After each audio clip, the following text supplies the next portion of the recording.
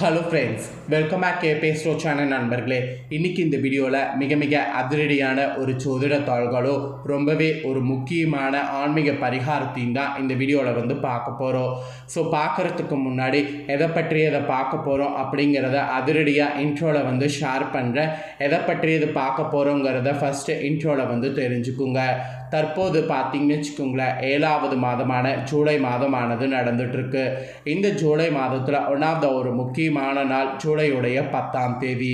அன்றைக்கி தமிழ் மாதம் 3வது மாதமான ஆணியுடைய 26ஆம் நாள், கிழமை வியாழக்கிழமை. இந்த ஜூலை 10 வியாழக்கிழமை அப்படி என்ன அதிரடியான நாள் அப்படின்னு கேட்குறீங்களா? இந்த வியாழக்கிழமை பௌர்ணமியானது வருது. வரக்கூடிய பௌர்ணமி ஆணி மாதத்தில் வரக்கூடிய பௌர்ணமி. இந்த ஆணி மாதத்தில் வரக்கூடிய பௌர்ணமி ரொம்பவே சக்தி வாய்ந்த பௌர்ணமியாக கருதப்படுது. இந்த பௌர்ணமி அன்னைக்கு கிரகங்களிடையே ஏற்படக்கூடிய மாற்றங்களால் ஒவ்வொரு ராசிக்காரங்களுக்கும் பௌர்ணமிக்கு பிறகு இதுதான் நடக்கும் என்பது குறிப்பிடப்பட்டுருக்கக்கூடிய அந்த விஷயங்களை ஒவ்வொரு ராசிக்காரங்களுக்காக ஷேர் பண்ணிட்டு வரேன். அதில் இன்றைக்கி இந்த வீடியோவில் மகர ராசிக்காரங்களுக்கு ஷேர் பண்ண போகிறேன். இந்த வீடியோ மகர ராசிக்காரங்க ஸ்கிப் பண்ணாமல் பாருங்கள். உங்களோட ராசிக்கு இந்த பௌர்ணமிக்கு பிறகு என்ன நடக்கும் அப்படிங்கிற விஷயங்களை விவரமாக தெரிஞ்சுக்குங்க. இந்த பௌர்ணமிக்கு பிறகு உங்களுக்கு சாதகமான பலன் கிடைக்குமா, பாதகமான பலன் கிடைக்குமாங்கிறத தெளிவாக இந்த வீடியோவில் எக்ஸ்பிளைன் பண்ண போகிறேன். ஸோ உங்களுக்கு கிடைக்கக்கூடிய பலனை தெளிவாக இந்த வீடியோவில் நீங்கள் தெரிஞ்சு அதற்கேற்ப நடந்து பலன் பெறுங்க. ஸோ உங்களுக்கான பலனை நீங்கள் தெரிஞ்சுக்கிறதுக்கு முன்னாடி இந்த பௌர்ணமியுடைய சிறப்பை பற்றி கொஞ்சம் சொல்கிறேன். இந்த பௌர்ணமியுடைய சிறப்பை தெரிஞ்சுக்குங்க. இந்த பௌர்ணமி பார்த்திங்கன்னு வச்சுக்கோங்களேன், சூரியன் மிதுன ராசியில் இருக்கும் போது வருது.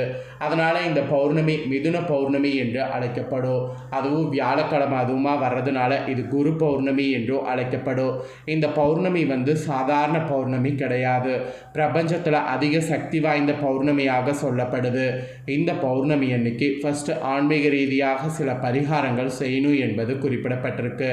என்ன பரிகாரம் செய்யணும் அப்படிங்கிறத தான் ஃபஸ்ட்டு உங்கள் ராசிக்கு சொல்ல போகிறேன். ஃபஸ்ட்டு பரிகாரம் செய்கிறத தெரிஞ்சுக்குங்க. அதுக்கப்புறம் உங்களுக்கான பலன் என்னங்கிறத பார்க்கலாம். ஆக்சுவலி இந்த பௌர்ணமி பார்த்திங்கன்னு வச்சுக்கோங்களேன், ஒரு சக்தி வாய்ந்த பௌர்ணமிங்கிறதுனால இந்த பௌர்ணமியில் இந்த ஒரு மாலையை சாத்தி மகாலட்சுமியை வழிபட்டால் உங்கள் ராசிக்கு செல்வ மழை பொழியும் என்பது குறிப்பிடப்படுது.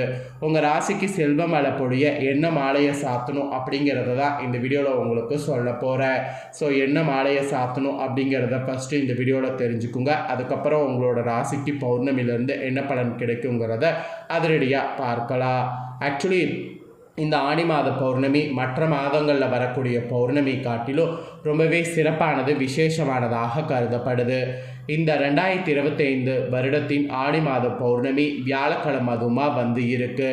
ஆக்சுவலி இந்த நாளில் மகாலட்சுமி தேவியை எப்படி வழிபட்டால் நமக்கு செல்வ மழை பொழியும், மகாலட்சுமிக்கு உகந்த இந்த ஒரு மாலையை சாத்தி வழிபட்டால் கிடைக்கக்கூடிய பலன் என்னென்ன அப்படிங்கிறத தான் இந்த வீடியோவில் சொல்ல போகிறேன்.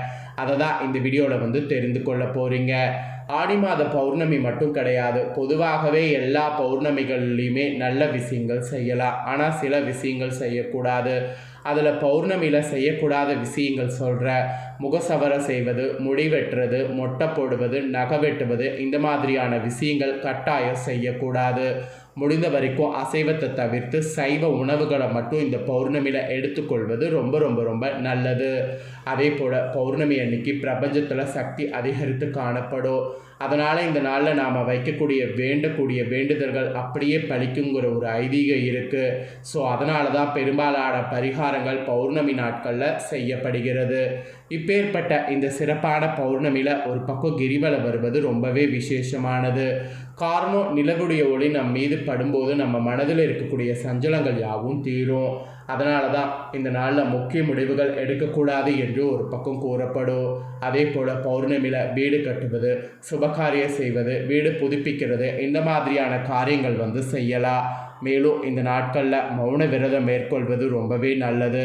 தேவையற்ற அசுப வார்த்தைகளை இந்த நாளில் பிரயோகிக்கக்கூடாது. இந்த நாளில் சுப வார்த்தைகளை பிரயோகித்து இறைவனை நாம் நினைக்கணும். அப்படி நினைத்தாவே நமக்கு பலன் கிடைக்கும். இல்லைனா இந்த நாளில் தியானம் மேற்கொண்டால் நம்ம ஒரு வருட தவம் செய்வதற்கான பலன் கிடைக்கும். இப்படிப்பட்ட சிறப்பானது தான் இந்த பௌர்ணமி.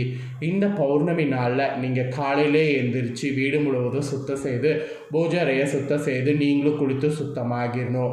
அப்புறம் நீங்கள் வாசலில் வண்ண கோலம் வரையணும். தாமரை பூ கோலம் இடலாம், இல்லை தெய்வீக கோலம் வரையலாம். இது ரெண்டில் எது பண்ணாலும் ரொம்பவே நல்ல பலனை கொடுக்கும். இந்த நாளில் அதுக்கப்புறம் மகாலட்சுமியை உங்கள் வீட்டிற்கு மன மகிழ்ச்சியோடு வருவதற்குரிய எல்லா ஏற்பாடுகளையும் நீங்கள் செய்யணும். மகாலட்சுமியுடைய மனக்குளிர செய்ய அவங்களுக்கு பிடித்தமான இந்த ஒரு பொருளால் மாலையை கட்டி சாத்தணும். ஆக்சுவலி நல்ல வாசத்துக்கு பெயர் போன மூலிகை பொருளாக இருக்கக்கூடிய ஏலக்காய் தான் அந்த ஒரு பொருளாகும். ஸோ சமையலுக்கு பயன்படுத்தக்கூடிய இந்த ஏலக்காயை பயனுள்ள வகையில் மகாலட்சுமிக்கு மாலை போல மஞ்சள் நூலால் கோர்த்து சாத்தணும். பின்னர் மகாலட்சுமிக்கு உரிய நெய்வேத்தியங்கள் படைத்து, அதாவது இனிப்பு பண்டங்கள் வைத்து குத்து விளக்கு 2லையோ 5 முகத்திலையோ 5 திரியிட்டு நெய் அல்லது நல்லெண்ணெய் ஊற்றி தீபம் ஏற்ற வேண்டும். அதே போல் இந்த நாளில் என்னதான் குத்து விளக்கு, காமாட்சி அம்மன் விளக்கு போன்றவற்றை ஏற்றினாலும் பௌர்ணமி அன்னைக்கு ஒரு அகல் விளக்காவது பூஜை அறையில் நாம் எரிய வைக்க வேண்டும். இதோடு தலைவாசல்லையும் 2 அகல் விளக்குகளை புற வைத்து 2 திரிகளை போட்டு தீபத்தை எரிய விட வேண்டும். இதனால் குடும்பத்தில் இருக்கக்கூடிய கஷ்டங்கள் யாவும் நீங்கும். நீங்கள் நினைத்தபடி நடக்கும். ஆக்சுவலி கடன் தொல்லைகள் தீரு என்கின்ற ஐதீகமும் இருக்குது. அதே போல் இந்த நாளில் மாலை 6 மணிக்கு மேல் யாருக்கும் கடன் கொடுக்கக்கூடாது. அது மட்டும் இல்லாமல் கடன் நீங்கள் வாங்கியிருந்தீங்கன்னா கடன் தொகையிலிருந்து ஒரு பகுதியை இந்த நாள் 6 மணிக்குள் கொடுத்து விட்டு வரணும். இதனால் விரைவில் கடன் அடையும் என்கின்ற ஐதீகம் இருக்குது.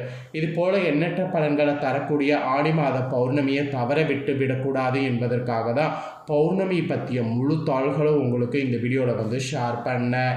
இப்போ பௌர்ணமியில் உங்களுக்கு கிடைக்கக்கூடிய பலன்கள் பார்க்கலாம். கிரக மாற்றங்களால் உங்களோட ராசிக்காரங்க வீடியோவை ஸ்கிப் பண்ணாமல் பாருங்கள். உத்திரோடம் 2, 3, 4 பாதம், திருவோணம் அவிட்ட 1, 2 பாதங்களில் பிறந்தவங்களுக்கு நான் சொல்லக்கூடிய கணிப்பு கரெக்டாக இருக்கும். ஸோ மகர ராசி இந்த நட்சத்திரத்தில் பிறந்தவங்க வீடியோவை ஃபுல்லாக பாருங்கள்.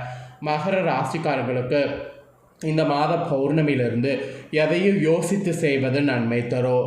ஆக்சுவலி நீங்கள் யார்கிட்டையும் கோபமாக பேசுவதை தவிர்த்துக்கிட்டு நிதானமாக பேசி செயல்படுவது காரிய வெற்றிக்கு உதவும். எந்த விஷயத்திலும் மிகவும் எச்சரிக்கையாக இருப்பது நல்லது. வீண் குற்றச்சாட்டுக்கு ஆளாகலாம், அதனால் கவனமாக இருக்கணும்.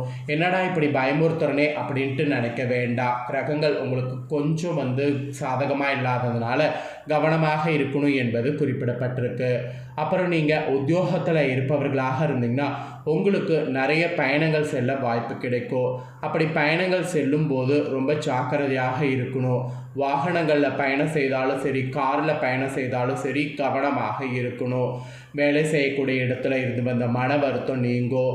அதனால் கொஞ்சம் நீங்கள் ஃப்ரீயாக இருக்கலாம். இது உத்தியோகத்தில் இருக்கிறவங்களுக்கு சொல்லப்பட்டிருக்கு. மெயினாக தொழில் வியாபாரத்தில் ஈடுபட்டிருக்கிறவங்களுக்கு இந்த பௌர்ணமியிலேருந்து வாடிக்கையாளர்கள்லாம் இருக்காங்கள, அவங்கக்கிட்ட நிதானமாக பேசணும்.